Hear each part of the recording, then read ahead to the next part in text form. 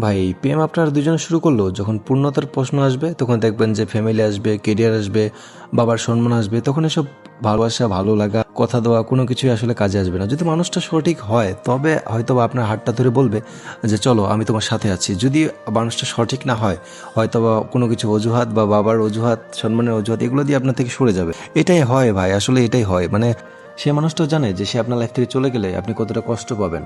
তারা কিছু সময়ের জন্য ভুলে যায় যে তারাও আমাদের সাথে শেষ নিঃশ্বাস ত্যাগ করার একটা স্বপ্ন দেখেছিল। আজ যে গল্পটা শেয়ার করব আমার খুবই কাছের একটা বন্ধু, যদিও নাম প্রকাশ করতে পারবো না। করোনার সময় অ্যাসাইনমেন্ট জমা দিতে গিয়ে প্রথম আমার তার সাথে দেখা।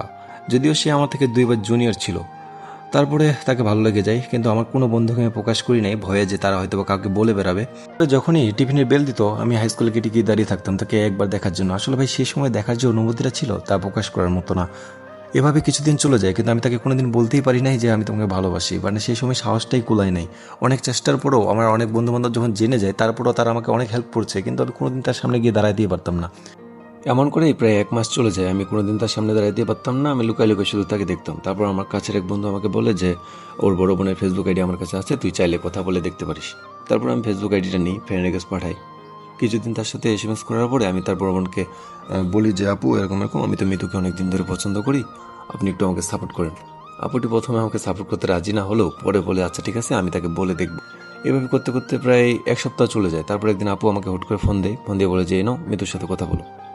বিশ্বাস করবে না ভাই, সেই দিন আমি যে ভয়টা পাইছিলাম আমি লাইফে মনে হয় এরকম ভয় কোনোদিন পাই নাই।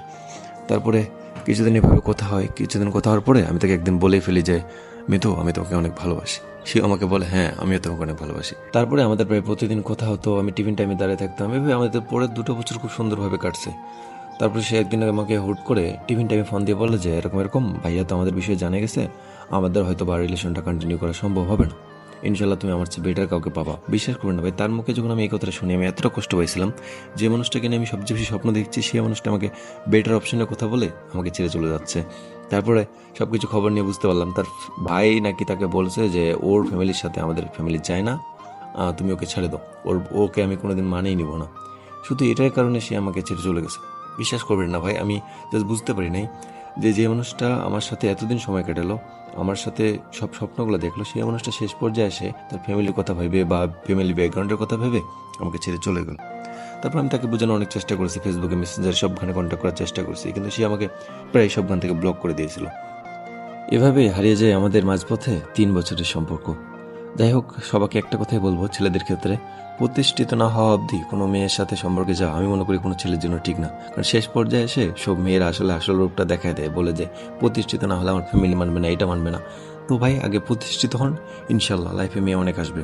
কিন্তু সামনের দিনগুলোতে আমার এই বন্ধুটা কিভাবে কন্টিনিউ করবে বা কিভাবে নিজেকে সামলাবে সে কিন্তু জানে না।